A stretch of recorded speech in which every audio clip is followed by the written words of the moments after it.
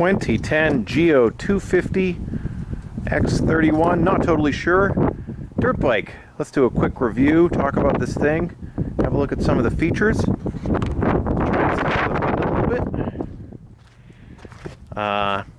This is an interesting bike.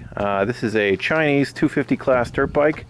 It's got a Zongshen ZS169 motor, around 223 to 230 cc's. You've got 37 millimeter forks on the front with about, I think it's 240 mil travel front and rear. You got a full dirt bike. What's this thing like? Well, I bought this thing with a broken motor, and I replaced the timing chain, the valves, the piston, reassembled everything very nicely. I've done a bunch of custom touches on here. We have a nice extra long kickstand because on the trail you need a long kickstand. Fixed up the airbox. I sealed off a ton of airbox ports so it's almost totally sealed. Totally changed everything. Oh, and it's got a aftermarket carb in there, a 30 millimeter carb with an accelerator pump. So these don't come with accelerator pumps standard. So what you get is it has a normal throttle pull because the carb that comes on it, you have to twist the throttle extra far, which is a little weird. It also has an accelerator pump, which when you crack open the throttle, it squirts a little bit of extra gas in there, which gives you much better throttle response.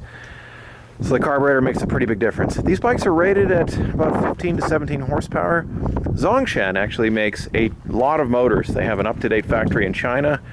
The Asians know how to make excellent small motorcycles.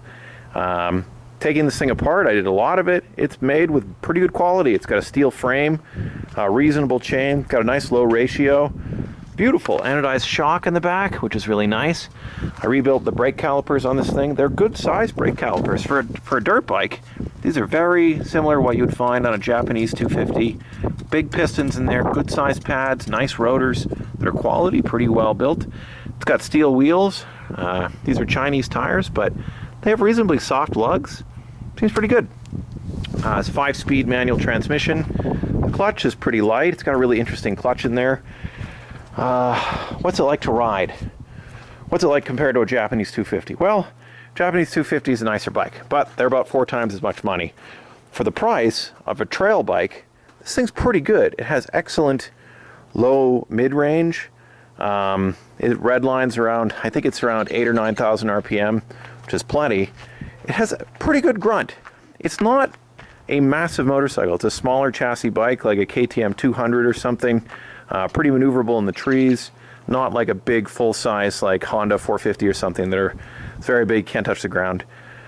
I think it's pretty well built. It's surprising to me. I've never owned one of these. I didn't know what a Chinese dirt bike would be like, but I know the Chinese can make good stuff, and this bike is pretty good. The motor pulls pretty well all the time. It's actually reasonably quick. It's really not bad at all. The weight is reasonable, brakes are good, suspension, not bad for the money. I don't think you can go wrong with one of these things. Let's fire this thing up here.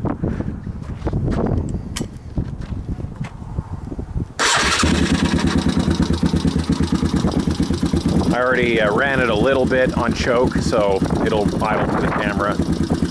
But it's not much of a muffler on there. The idle speed, it's not too loud. When you're going, it makes plenty of dirt bike noise, but it runs really well.